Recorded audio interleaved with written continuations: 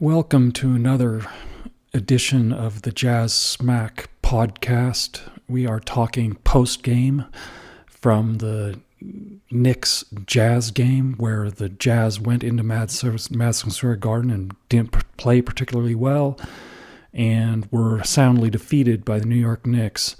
So it wasn't a great game to watch. The Jazz took a lot of threes, missed a lot of threes. They didn't have a lot of assists.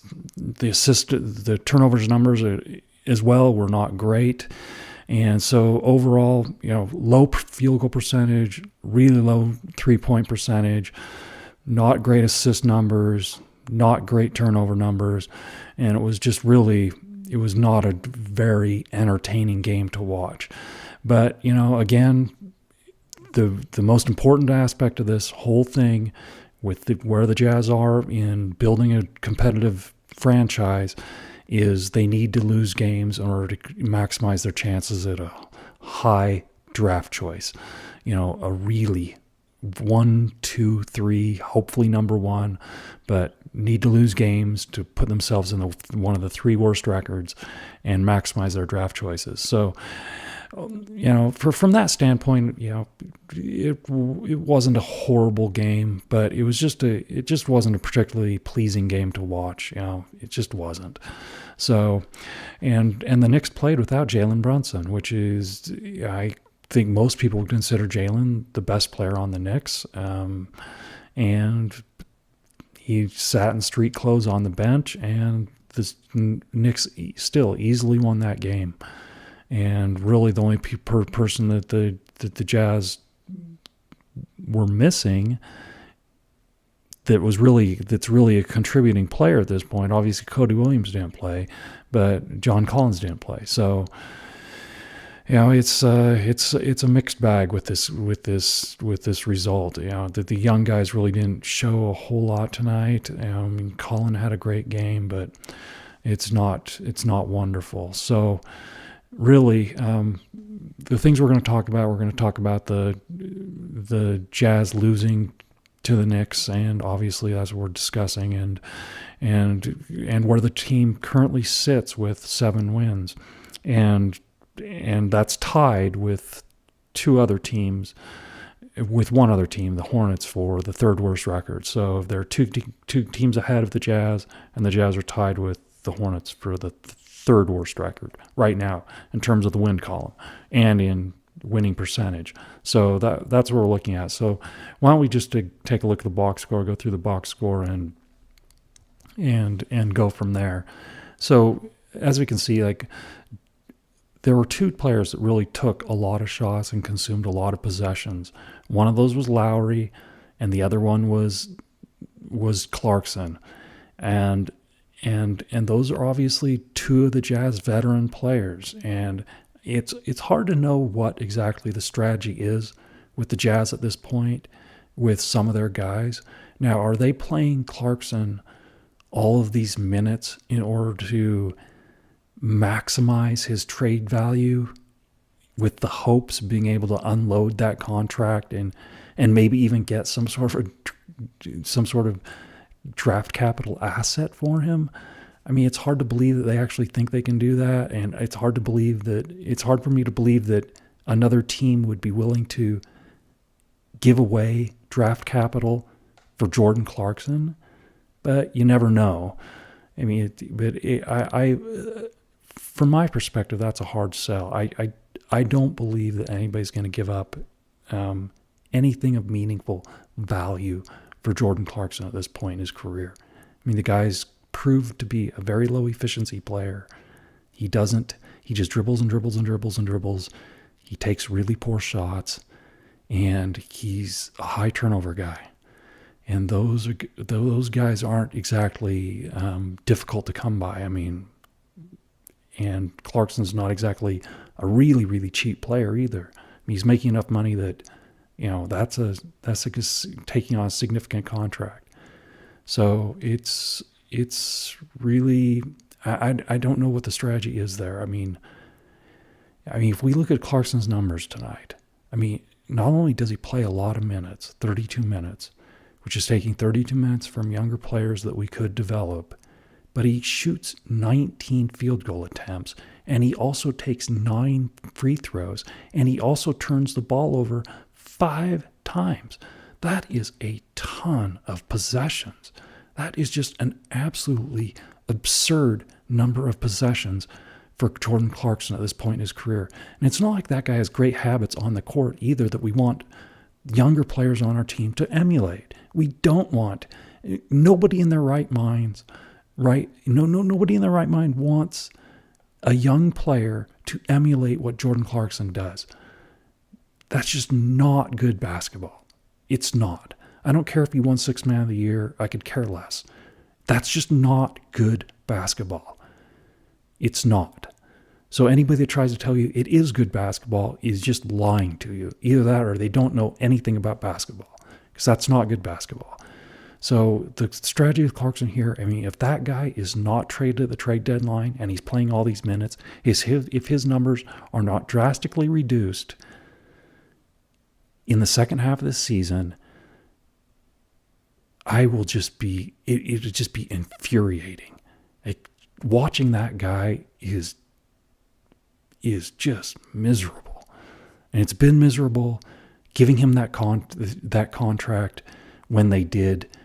I not only couldn't I believe it, all the people that I know that actually follow the Jazz and watch the Jazz and actually know something about basketball could not believe that contract was given to Jordan Clarkson. Because we didn't want him on the team anymore. We thought, finally, we can get rid of this guy. And yet, here he is. And he's playing big minutes. And he's taking a ton of shots. And he's turning the ball over a ton. But, it is what it is. It's inexplicable. And I assume that much of the reason why that Clarkson is on the team still and consuming all these possessions is A, Hardy, and B, Smith. So those are the two guys. I can't imagine that Danny Ainge is the one responsible for this. This was actually his idea to give Clarkson this big contract and play him all these minutes and consume all these possessions, because it's just stupid. It's just stupid, and that's all there is to it. It's dumb. But anyway, so that's Clarkson. Let's just not even talk about him again, because it's just miserable watching that guy. But Juzang had a decent game. 3 for 6 from the field, 2 for 4 from 3, 2 of 2 free throws, 5 rebounds. Obviously the assist numbers are never going to be great with Johnny, because he's pretty much a catch and shoot guy. He's not put in a position where he can create baskets for other players and get assists. So, it'd be nice if he had 1 or 2 assists here and there. But in 22 minutes, 5 rebounds, 10 points, -4 in the plus minus. That's arguably a decent game for him. I mean, and that's some nice minutes for him, and we'd like to see that. I mean, the real improvement I'd like to see from Johnny is I'd like to see improvement on the defensive end, and if he continues to get 5 rebounds a game at that small forward position, that's nice. I mean, 5 rebounds a game in 22 minutes, 5 rebounds in 22 minutes from the small forward or 2 guard, whichever he plays at whatever specific time he's in the game, and it's kind of irrelevant. Those 2 positions are somewhat interchangeable. He's a wing player, and 5 rebounds for a wing player in 22, 23 minutes that's decent numbers, and that's good. So, he did have 5 personal fouls in 23 minutes. So that's not great, but at least he's, somebody's committing that many fouls in 23 minutes. It's not always a bad thing, because one of my complaints with the Jazz in the way they do things is I would rather see the perimeter players get up into guys and commit a few more fouls rather than just being, really just observers on defense, which is a lot of what the Jazz do. They're just, their perimeter players, aside from Collier, I mean, they just do not get after it. I mean, Keontae obviously doesn't, and Bryce isn't that guy, and Colin tries, but he's not a natural defender, and he's not a guy that that really excels on defense. He doesn't slide his feet particularly well on defense. I mean, he's much better with his footwork and getting by guys on offense than he is, staying in front of guys on defense. So that's really not his bag. But Colin will compete, and he's shown more than Keontae at this point, because Keontae is obviously the sore spot when it comes to really getting after it on defense. He just doesn't. There's just an unwillingness to do that. He's shown an unwillingness to do that to this point in his career. So I'm still not convinced that that's ever going to change, and that's one of the reasons why I think that the Jazz. I don't think the Keontae George is a long-term fit for the Jazz, because the lack of defense is really telling, and he's obviously not a point guard either. So he's an undersized two guard. Or you could say he's a combo guard, but I would say he's more of a two guard than a combo guard, and because he's just not a natural passer. Now, he did have 6 assists tonight against only 2 turnovers, so 3-to-1 assist to turnover ratio. That's obviously the gold standard for a point guard, and that's good. But he also played 36 minutes, so he played a lot of minutes. That's the most minutes on the entire team. So anyway, I actually thought Keontae's box score tonight was reasonably good. 6 for 13 from the 3 for 7 from 3, 6 assists, 2 turnovers. He only gets 1 steal, but Keontae doesn't get a lot of steals. It's just not one of these things. He also only gets 1 rebound. Not great. Even though he's playing the combo guard, point guard / combo guard / two guard position. The box score here says he's playing the two guard. So, but 15 points, and he's a -6 in the plus minus. It's not a horrible game for Keontae, but I still thought tonight and obviously I'm biased. I admittedly am biased. I like Walker the best of anybody on the team. He's my favorite player to watch. I think he's the most entertaining guy on the team to watch. I think he has, in terms of what he can do in terms of wins for the franchise moving forward, and especially when the Jazz have enough talent to really be competitive. I think Walker is the one guy on this team that I know that can be a big piece of that. I don't think Lowry's in the right age group to be a piece of that personally. I think that he's not going to be in a position, because the Jazz are so many years away from being a competitive franchise where they're in a position to actually compete for a title.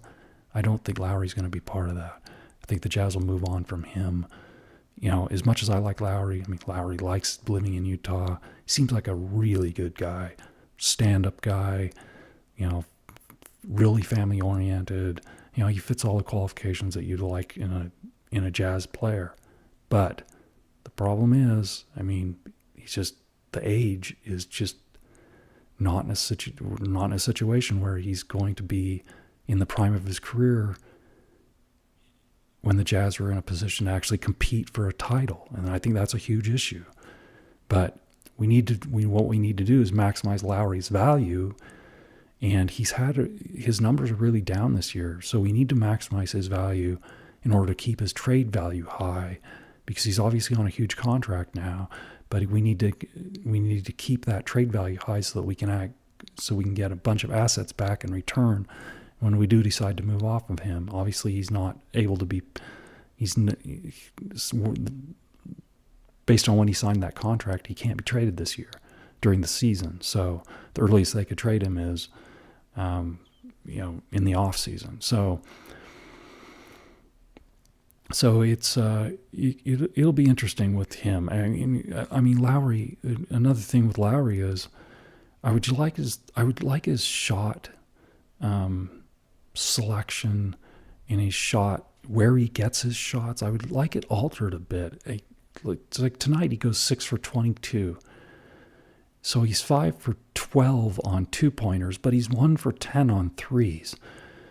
I would just like to see him get in a situation where there are fewer threes shot that are contested or really deep threes, and more of an emphasis on getting him stuff that's more makeable, or where he can get to the line and shoot free throws rather than shooting these really difficult contested threes or very long threes.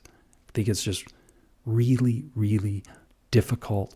We're placing him in a really difficult situation. I think he can be better than that. We've seen at times last year and the year before prior to that, and especially with the Finnish national team, where he can get better shots than what he's getting now, where he's not just stuck out shooting really deep threes and contested threes. I mean, I don't mind the threes if they're good threes, but lately it just seems like he's just, I don't like the three-pointers that he's getting. And also, 10 threes is a lot. Now, I know you say, well, that's really not that many in today's NBA. It's still a lot. 10 threes is a lot of threes. That's a lot of three-point shots. So I would like something else. But, Lowry, I like to see Lowry getting time, even though I'm more in favor of developing the younger guys and just accepting the losses. But in order to increase our odds of getting a really, really talented player in the draft, because the Jazz definitely need a top 10 player. I mean, that has to be the goal. But Lowry, I don't mind him getting big minutes and getting him his field goal attempts, because we need to elevate his value, because that's the one guy that can bring back a whole bunch of first round picks. And I know that he can't be traded this year like we previously said, but in the off season or during next year, I mean, we could get a lot of assets in return for him. If his value is high, his numbers need to be good. It's really important. So that's where Lowry, those are my thoughts on Lowry. And Lowry, even though he only had 16 points and he shot poorly, I mean, his plus minus was 0 tonight.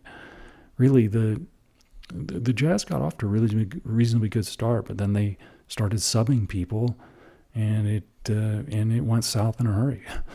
So it's just what it is. I don't mind the loss, but if we're going to lose, I would emphasize development of the younger players other than Lowry, over getting the veteran guys minutes and shots. Clarkson. So I don't know. It's just frustrating at times. But anyway, so again, Collier, 11 minutes, over 2 from the field, 2 rebounds, 2 assists, 1 turnover, 2 steals. Nice, that's nice. But not a lot of minutes, and not a lot of opportunities to really run the team. If he's in there with Clarkson's going to be dominating the ball, and so he's not going to have a chance to actually run the team and increase his minutes with actually trying to run an offense. It's just not going to happen. If he's paired with somebody else, he has a much better opportunity to.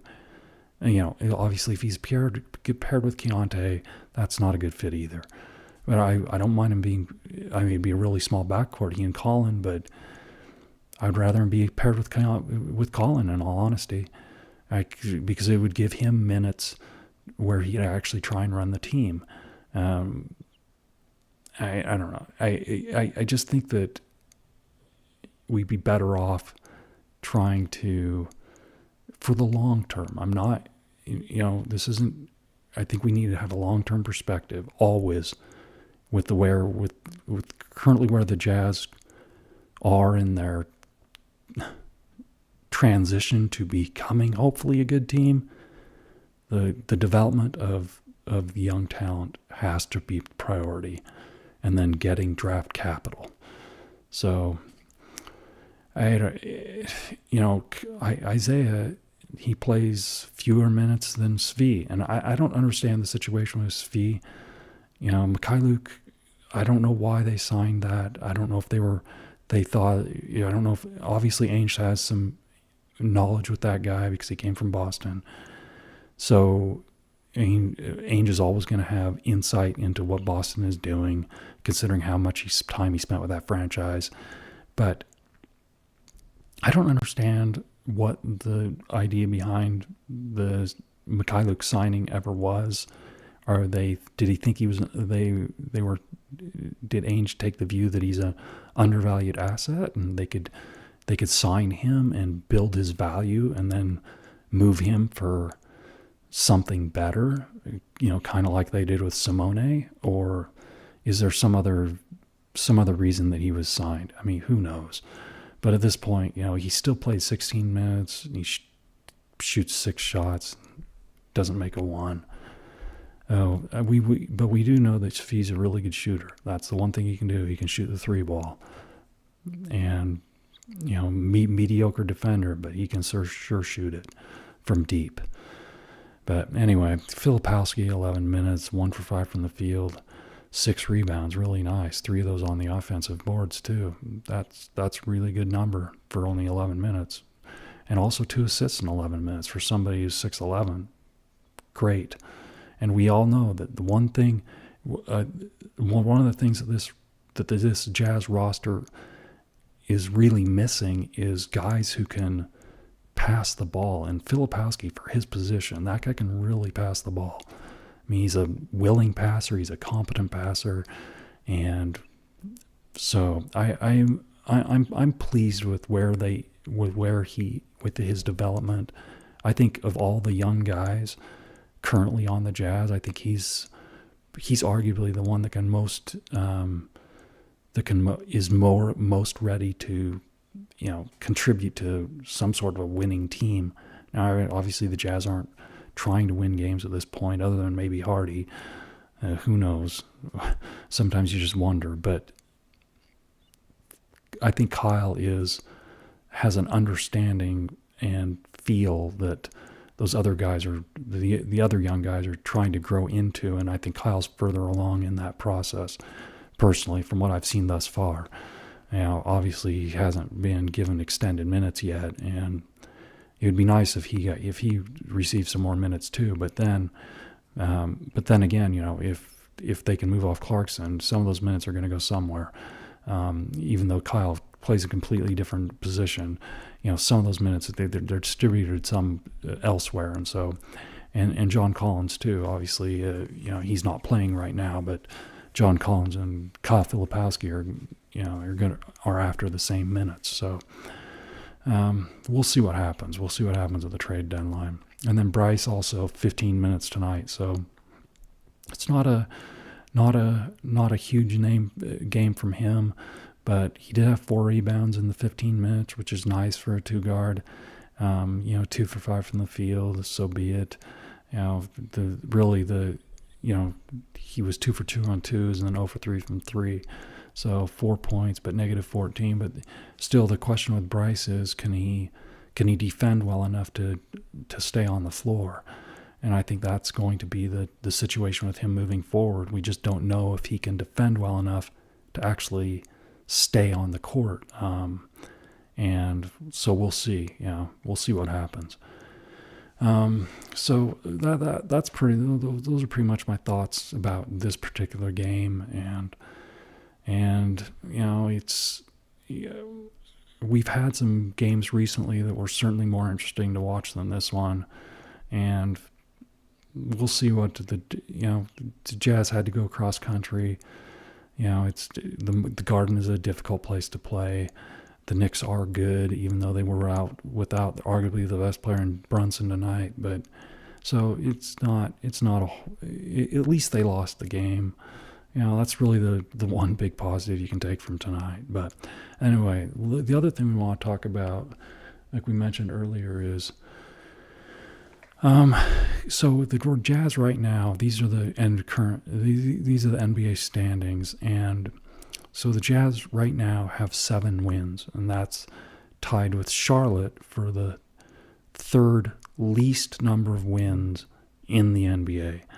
So it's really important, obviously, to get in those one of the 3 worst records to give yourself the best chance of getting the number one overall pick, because the three worst records each have the same chance at landing at number one. So the Jazz, where they are currently in their rebuild process, getting that number one pick would be really, really helpful. So that has to be the goal. Regardless of anything else, the goal has to be one of the three worst teams. So they're on pace to do that. And obviously with Zion at the New Orleans, if Zion comes back and starts playing big minutes, they have a chance to win some more games. And I think that Charlotte is probably in a situation where they want to win games too, because I think that they think with Brandon Miller, LaMelo, Miles Bridges, those three guys, I think the franchise, now whether I agree with this or not, I think the people with Charlotte think that they have what it takes to actually be a competitive team. So I don't believe that Charlotte's in full tank mode like some of these other teams are. I think that Portland's probably going to try to start selling off assets. Brooklyn is obviously selling off assets. So there's going to be some competition for one of those three worst records. I mean, it's not a shoo-in that the Jazz actually get one of those, but we'll see. Well, anyway, those are my thoughts for tonight, and after watching the game and just looking over the box score and thinking about where the Jazz are and what we need to do moving forward. But let's wait for the next game, and hopefully it's a little bit more entertaining than this one, and we'll see what happens. But thanks for hanging